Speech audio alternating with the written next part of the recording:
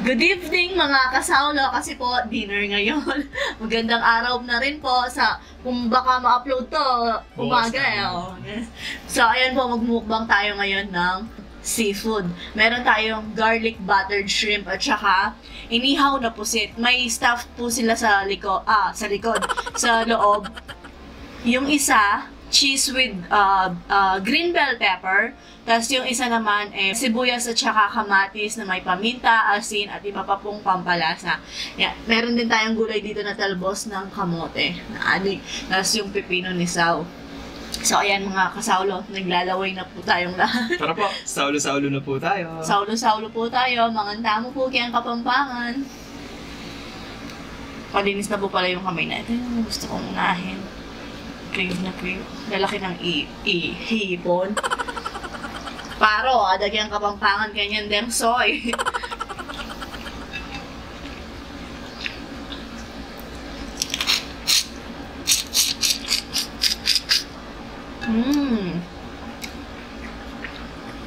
Sabaw pa lang, panalo na.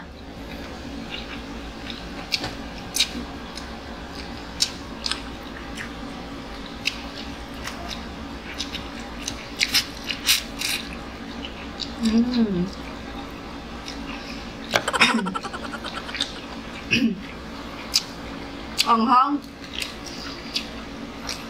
Pero masarap. Medyo messy lang to kainin eh. Sarap.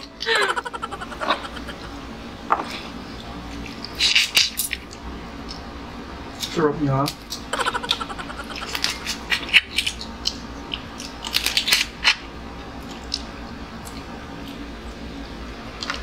Mamaya yung sauce.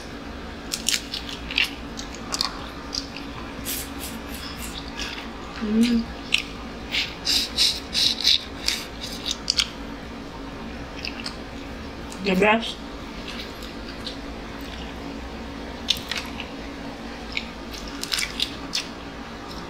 Masarap yung puset. Ano yung tinikman mo? Yung may sibuyas at saka ano? Yung sa loob niya. Yung tanda? Parang may sibuyas. Pero wala siyang cheese. Malaki yung tinikman ko. Malaki nito. Or ito may cheese at saka bell pepper. Tama lang yung pagkakaluto na Sao. Sarap. Sakto.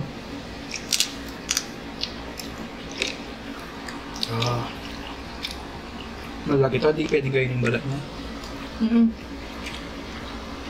Bigas pa yung balat niyan eh. Malibas yung cheese oh.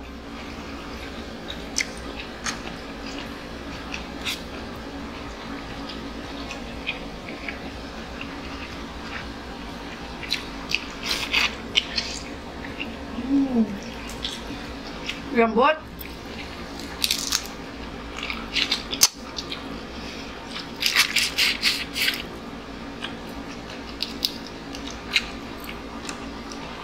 Mas gusto ko yung may cheese at saka green bell pepper. Ganun lang po yung ipapalaman nyo sa loob niya. Sarap.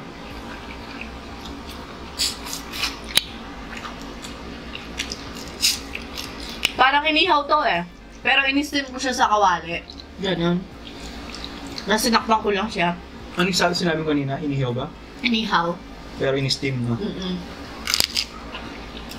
Mas masarap kasi pag ihaw. Pero, inano ko siya, sinunog ko siya para lasang ihaw siya.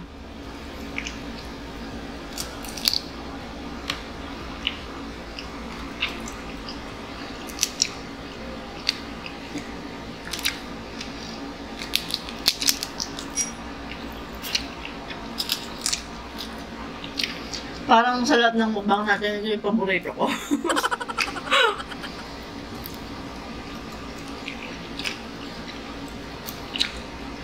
Isang kilo po, isang kilo at 1/4 pala to. Yung pusit.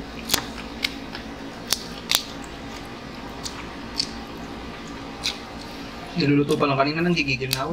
Kaya nakakain tuloy ako sa bakal at chicharon. Alam mo ba, kung bakit ito yung favorite ko? Favorite? Bakit? Siyempre, madalang naman ang kainin. Basta seafoods, no? Kung di lang tayo makikikain, Sa fiesta, ganyan. Birthday.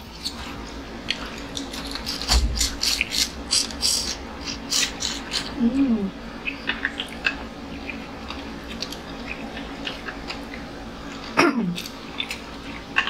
Pag sinipsip mo yung ulo, dapat may kanin. Nakakaubo yung anghang niya. So, no.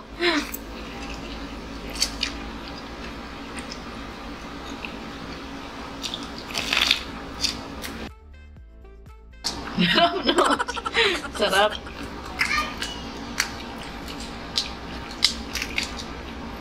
Ito yung lang yung kalaban sa hipon.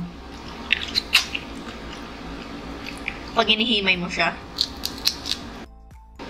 Yung pinagluto ko ng talbos ng kamote, ayaw daw niya ng talbos ng kamote si ate.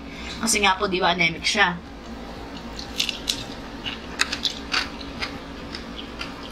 Ayaw niya. Oh, hang ha?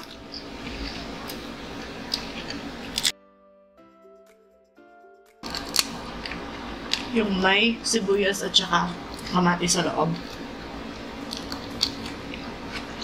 Mm. Mm.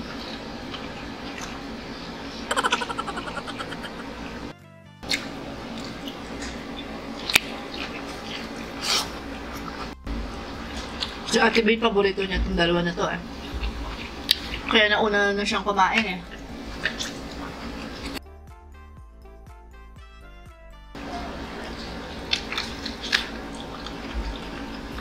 Busok pa, oh.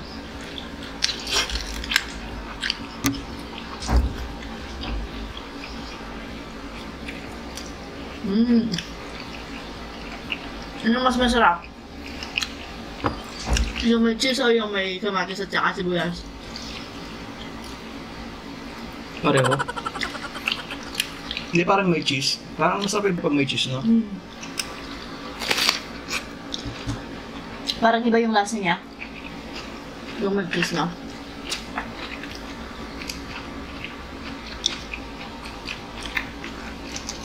Ito ba ng mga hipon, no?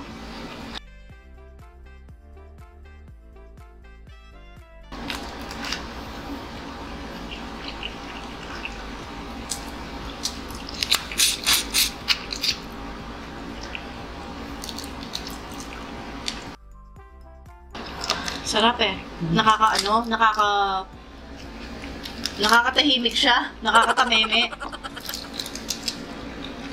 Masarap kumain lang, ganun. Lanyan, naghihimay ka. Para po sa inyo, ah. Subo ko na po.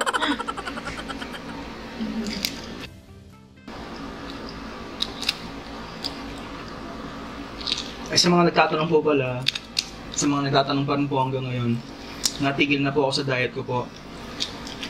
Tapos, yung nakaraan, nag-fasting na lang po ako. Kaso natigil din dahil sa kakamotor po. Kaya ngayon lumubo po ako ulit. Pero try po natin ulit mag low carbs na diet. Dapat nga lumuha ako. Masaya kasi ako magpalikod ng motor eh.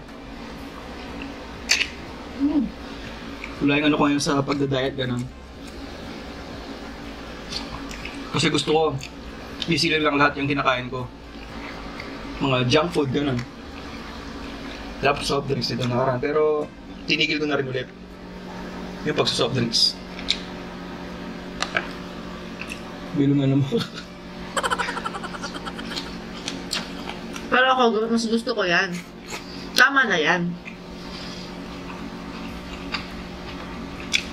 Kaya dun sa sobrang payat mo. Kaya nga eh. Sabi nga nila, di ko na bagay. Laki ng ulo mo pag pumapayat ka. Naiiwan yung ulo mo.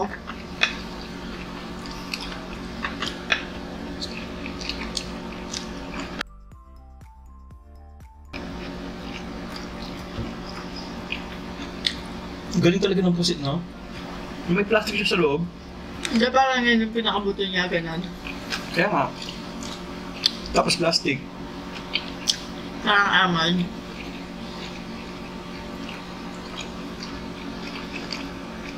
Kaninang binili ko po yan, Dax eh. Nung niluto ko, na-jutes. Di ba nalagyan niya kanina? Oo nga, no?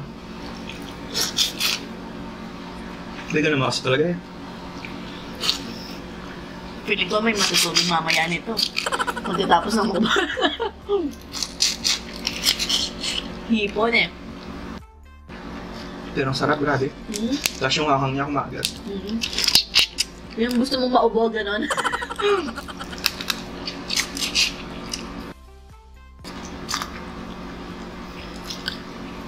Nilagyan ko din pala siya ng oyster sauce at saka konting Sprite. Grabe yung paghimay, no? Ito yung nakakatagal eh, yung himay ka ng himay.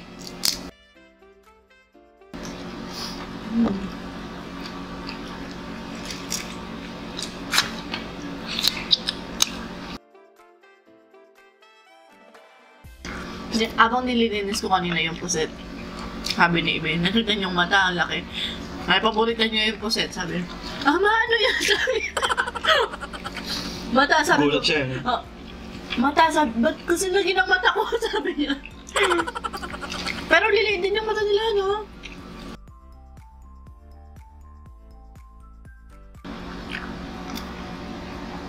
Pwede na ko lang yung battery. Sira na talaga yung mga battery natin. Lumubo kasi. Doon ang battery sira. Tatlo yung battery natin. Ayan. Tingnan natin to kung maluloba din kaagad. Wala, nasira na sila. 3 battery. Na-overcharge siguro ng... Halos di naman talaga na-overcharge. Sayang. Palit na lang tayo ng brand. Branded na yan. Yung binili ko. Sabi na bilan niya po, Mal? Lazada.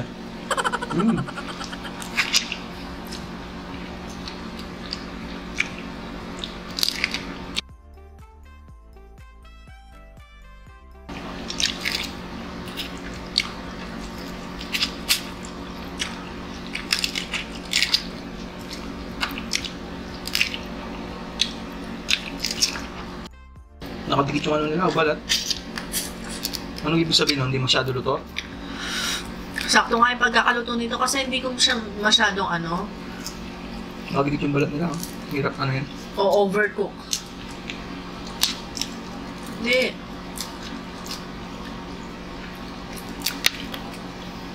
Kasi kung overcook to, magsasag yung ano nila. Then, Yung balat. nakadikit oh. Yan. Balat nila. Oh. Panghimay kita mamaya.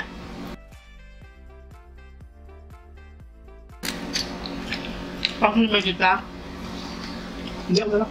Para masipsip ko din yung... Oo, sipsipin mo na lang. Lagay ko na lang dito, yung ulo. Yeah. Para mabilis din yung video natin.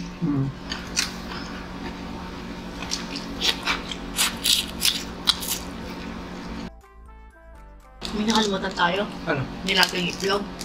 Sarap dito no, no? Nilagang itlog? Panghimay natin si Sao. Para di masyadong mahirapan sa pagkain niya. Okay lang naman po hawakan ko yung ano, kinakain ni Sao. Masawa ko naman po siya. Si ate kahit manghang, sarap na sarap siya, Sao. Nakadalawa ata siya. Oo nga, nakita ko kanina, laki nung... Laki ng sa kanya. Yung dalawa lang po yung pinapakain ko sa kanya, kahit sa sinigang na hipon. Pag makikikain kami doon sa ate ko, si ate gustong gusto niya yung ano, hipon.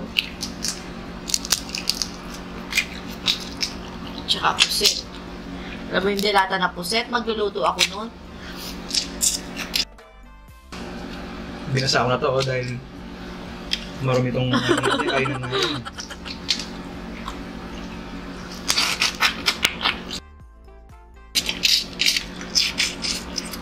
Dumi ko talaga kumain. Yung may talabsik na ganito. Hindi, Pero masarap. hindi na talaga ako. Hindi, masarap ka lang talaga kumain. Kasi akala ko dati ako lang eh. Tapos may nakakwentuhan ako na ganda din kumain. Kaya nga sa mga ano, ibang resto, may ano sila, ano ba ang gamit ng panyo? Yung sa table manner. Oo. Manner? Diba? Paglaki ka kasi sa hirap, hindi mo na masyadong alam yung manners na gano'n. So, kung di ka lang mag-aaral. HRM, ganyan. HRM ba? Ito na restaurant management. Ganyan, di ba? kasi ba, wala na maging mayaman. Ganun kayo kumain. Yung mayaman talaga. Tayo, kahit magkamay lang tayo. Pwede tayo eh. Pero meron din naman lahat siguro, pero nasa magulang din siguro ganun. Pero ako takot ako doon sa mga yun. Takot akong kumain. Kasi, di ba may proper, table etiquette ba yung tawag doon? Yung sa soup, pang soup na kutsara, yung sa dessert, yung sa main course, ganyan. Tapos yung knife, di ko alam gamitin yun eh. Sa mga palabas ganun eh, no? Hindi, totoo lang naman kasi. Hindi tayo kumakain sa mga ganong restaurant.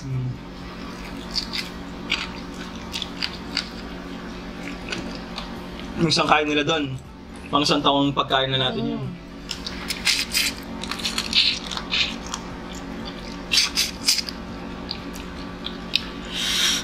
Yaman, Kapampangan. Yaman. Manyaman. Masarap. Maingay po ba yung pagbalat ng hipon ko?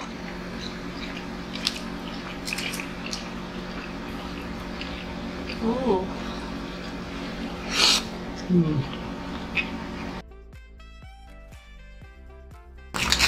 Pasensya na po talaga, medyo madumi talaga itong pagkain ng ipon.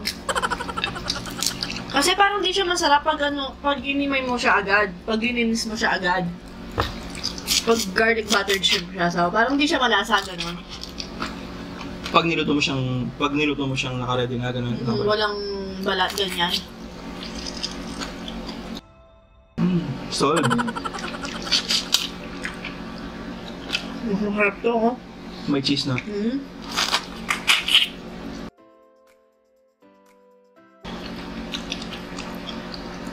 Sarap. Nakakangaling ng Parang masarap.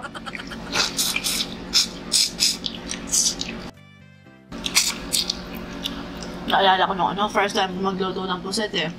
Galing sa Zambales si Kuya Joben. Dito na tayo nakatira nun. Magkasama na tayo? Di ko sila nililinis. Tapos ang pait nila di man kinain sa bahay. Tapos di luto yata. Pinta, syempre. First time kong magluto nun eh. Mga 18 years old pala ako, 19 gano'n.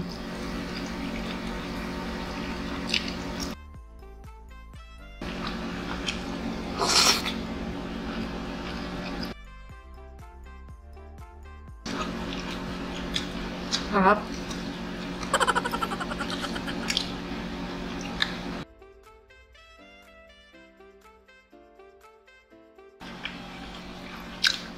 Maghuhugas lang po tayo ng kamay, balik po tayo sa shoutout.